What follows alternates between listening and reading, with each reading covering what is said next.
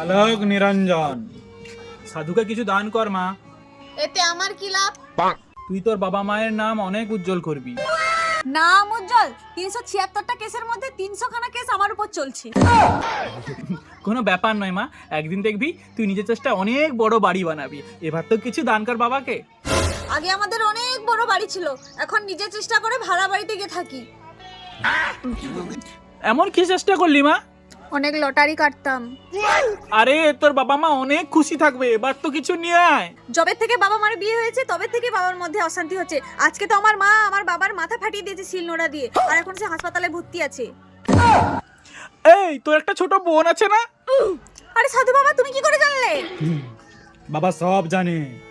একদিন দেখবি তোর ছোট বোন তোর জন্য অনেক কিছু করবে, এবার তো কিছু নিয়ে আয়।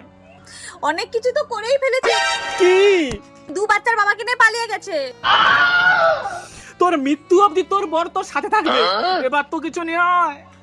মৃত্যু অবধি সাথে থাকবে আমার বর? আমার বরকে নিয়েই পালিয়ে গেছে আমার বোন।